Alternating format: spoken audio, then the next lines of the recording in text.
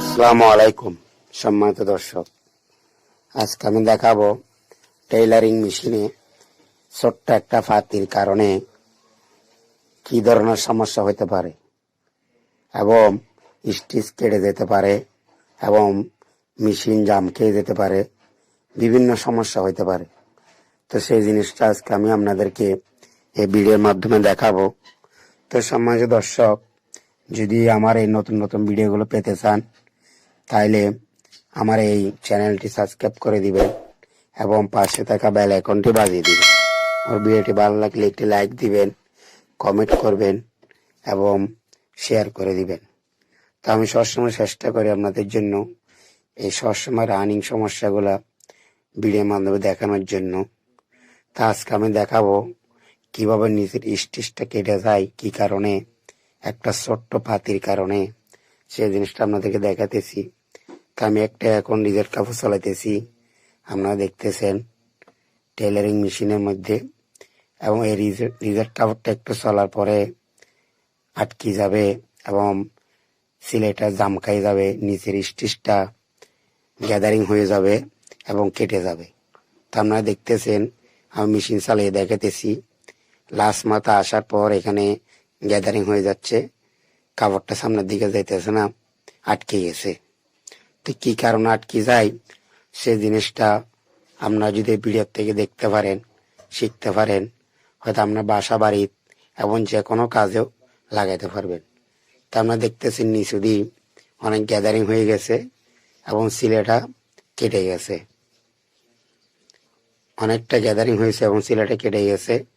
তো এই জিনিসটা আজকে আপনাদেরকে ভিডিওর মাধ্যমে আমি ক্লিয়ার করে দিব। তো আপনারা ধৈর্য সহকারে দেখেন, ভিডিওটা টানবেন না, লাস্ট পর্যন্ত দেখুন, নাহলে জিনিসটা ক্লিয়ার বুঝতে পারবেন না।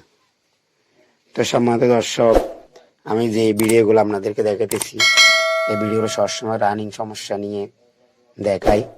এই লাস্ট মাথা আসার পরে গ্যাদারিং হয়ে যাচ্ছে অনেকটা, আপনারা দেখতেছেন এখানে সিলাইটা কেটে গেছে এবং গ্যাদারিং হয়ে গেছে এবং কাপড়টা জাম বেজে গেছে। তো এখন আমি মেশিনটা খুলবো, প্রেসার বিট এবং ফিলেট, কারণ আপনারা যেন সহজভাবে জিনিসটা বুঝতে পারেন সেজন্য আমি এখন প্রেসার বিটটা খুলে ফেললাম এবং ফিলেটটা খুলবো, খুলিয়ে যেন আপনাদের জিনিসটা ক্লিয়ারভাবে বুঝতে পারেন সেজন্য। তো সম্মানিত দর্শক, এখন আপনারা দেখতেছেন আমি ফিডব্যাক খুলতেছি।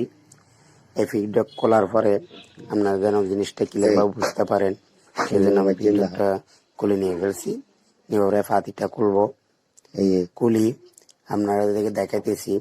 এখানে পাতির মধ্যে একটা পাশে ছিদ্রের মতো হয়ে গেছে, হয়তো নিডেল পড়ছে, হয়তো কোনো কারণে ফুরান হয়ে গেছে, একটা ছিদ্রের মতো হয়ে গেছে, ওখানে অনেক ধারালো হয়ে গেছে, যার কারণে ওখানে সুতাটা আটকি থাকে নিচে সিলাইটা কাটিয়ে যায়। আমরা দেখা দিয়েছি আপনাদেরকে, এখানে অনেক ধারালো হয়ে গেছে। তো এখন সে পাতিটা আমি সুন্দরভাবে ঠিক করছি, এখন আর কোনো ধারালো নাই এবং ছিদ্রও নাই। সুন্দরভাবে ঠিক করার পরে এখন আমি আবার সুন্দরভাবে লাগাই দিব। আপনারা দেখতেছেন আমি সুন্দরভাবে এটা শিরিষ রবার দিয়ে এবং রেত দিয়া সুন্দরভাবে ঠিক করছি। ঠিক করার পরে এখন সুন্দরভাবে লাগাইতেছি, লাগাই দেওয়ার পরে মেশিন চালাইতেছি। এখন আর কোনো সমস্যা নেই, আপনারা দেখতেছেন সুন্দরভাবে মেশিন চলতেছে, কোনো জামও কাটতেছে না এবং কোনো সিলাই কাড়া হইতেছে না এবং স্টিচও ঠিকভাবে আছে।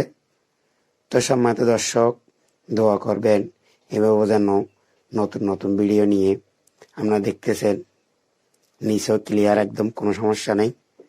তো দোয়া করবেন এভাবে যেন ভালো ভালো নতুন নতুন ভিডিও নিয়ে আপনাদের সামনে ভিডিও নিয়ে আসতে পারি প্রতিদিন এবং প্রতি মুহূর্ত। এই কামনায় আজকের জন্য এখানে বিদায়। আল্লাহ হাফেজ।